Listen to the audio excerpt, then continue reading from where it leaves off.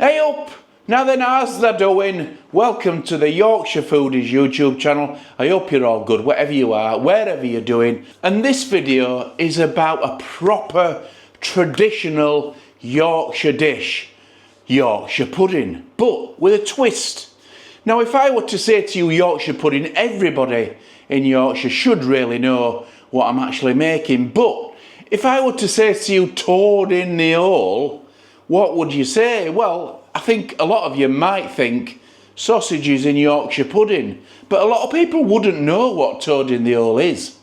Now, I'm talking about a particular friend of mine who lives in France called Baptiste, and he pronounces it toad in hole, right? Okay, so this recipe, this video is for you, especially Baptiste, along with many others that wants to know how to make toad in the hole.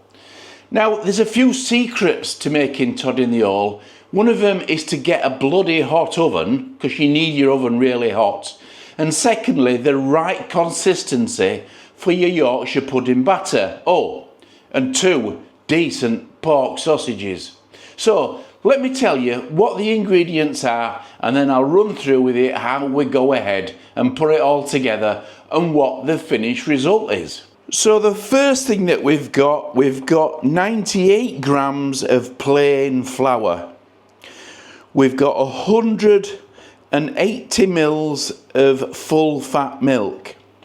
We've got 2 medium-sized eggs.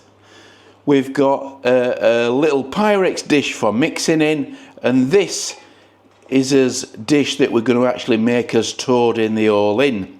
Now, it's a fair-sized one. It doesn't matter what one. Obviously, you're going to have to use a big one if you're going to put sausages in it. But you might think, well, it's all mucky. Well, it isn't. It's seasoned, and it's dedicated for making Yorkshire puddings, and it's brilliant for that. We need a little bit of rapeseed oil to put in the dish. We've got a pinch of salt and some spoons and a whisk to make it up. In this little dish here, you've noticed there's a little bit of lukewarm water. So you need 100 mils of lukewarm water in that dish before you start. It's important that you follow this procedure to get successful Yorkshire puddings. It's really important, because if you don't, you'll end up with pancakes. So let's crack on. So the first thing that we're going to do is we're going to crack 2 medium-sized eggs into this lukewarm water. There's 100 mils of lukewarm water in there. So we're going to crack 2 eggs in there to start with. And then we're going to mix them up with the water that's already in there. Just so that water's in there with the eggs all mixed up. We don't need to fluff it up. Just make sure it's all mixed up. Okay, the next thing that we need to do is add us milk.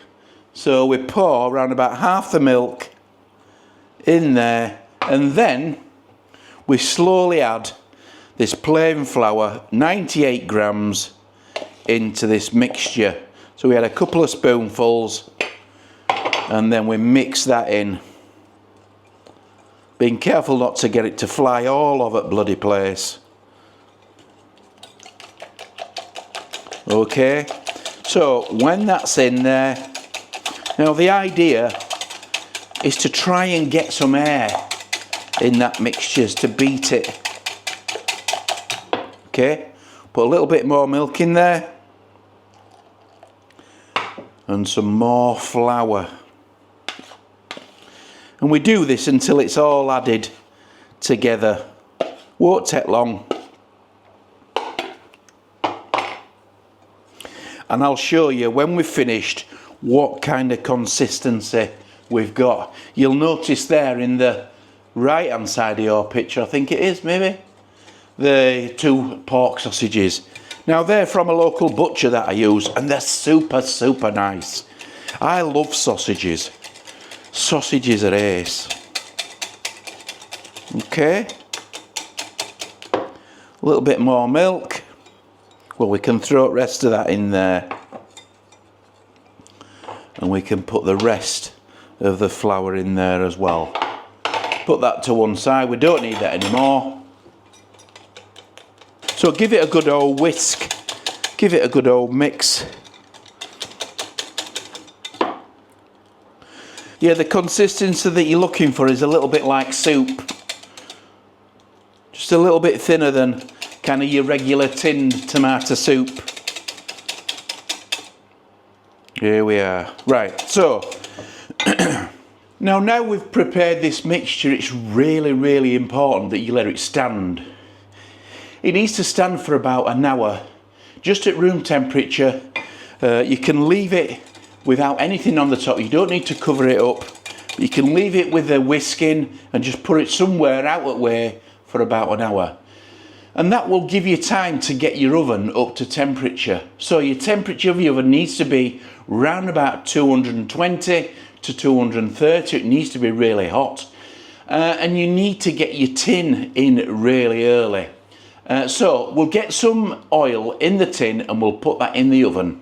So here we are. So we need, it's hard to actually tell you how much oil we need for this because it does depend on the size of your tin. So I'll use this as an example and I'm just tipping it up. Okay, so you need it to cover the whole of the tin and a little bit up the sides, because that is going to fry your batter that we've just made. And that needs to go in the oven mid-shelf at 230. And it needs to be smoking hot. And I mean smoking hot, because that is the trick to good Yorkshire puddings. Beside the mixture, beside letting it stand, you've got to get that oven really hot. So we'll come back in about 15 minutes or so. The temperature of the oven is already at 230, so we'll leave it for 15 minutes and then we'll come and put the mixture in.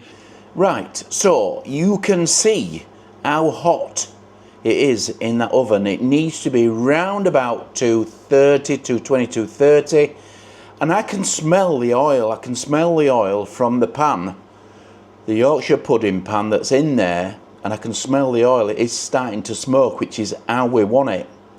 So it's been in about 15 minutes. I've given the mixture a stir. We've got our sausages. And what we're going to do now is we're going to open the oven. We're going to pull the rack out slightly, enough for us to pour the mixture in.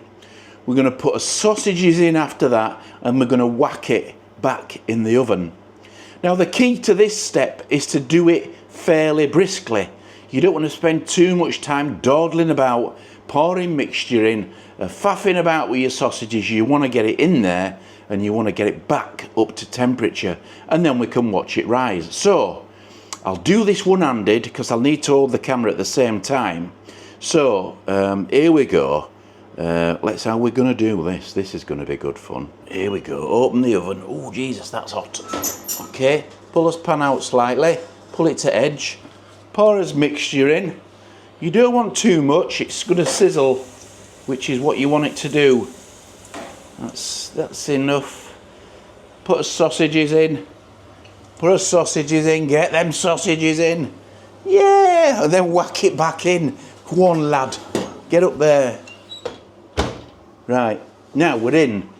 Now the temperature's dropped slightly, which is all right, we want too long, but the key now is to let it go. Do not open your oven door. You can see from this distance how it's doing, and you can see the temperature will drop back up. We'll go back up to 230, which is where we want it, and those edges will start to rise. We're about probably 5 or 10 minutes into this cook. The edges are just starting to lift up around those sausages, which is how we want it to be. We don't want to lift it up too much. And we're just waiting for it to get brown now on the top. And we can leave it as long as we want in terms of how brown you want that top to be. So let's see. We'll come back in a bit. So we're about 20 minutes into this cook and I think it's just about ready. I've taken it out of the oven and I've put it on a plate. And let me show you what it looks like. So this is Batiste Todd in the hole. or toad in the hole. So we've got 2 nice pork sausages in there. You see the sides have risen quite nicely. Sometimes you can get them a little bit higher, but I think that's a nice little dish, is that. Now you can have it just like that if you want, with nothing on it, but I like it with a little bit of gravy, so I'm going to bob some gravy in there. It kind of fills middle up just nicely. Let's see what it tastes like.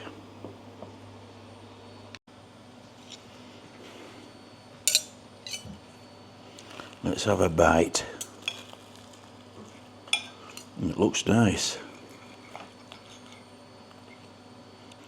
It's kind of a bit of a unique flavour, and you can put all sorts of types of sausages in there if you wanted. You could put tomato sausages, you could put Cumberland sausage, you could use anything that you want in there.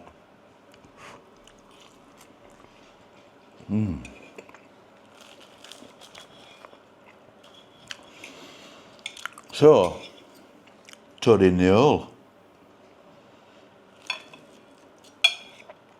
Have a go yourself. It's fairly easy to make, but just be careful of making your batter. Let it stand for a bit. The longer you let it stand, the better rise that you get. And yeah, toad in the hole. Toodle pip.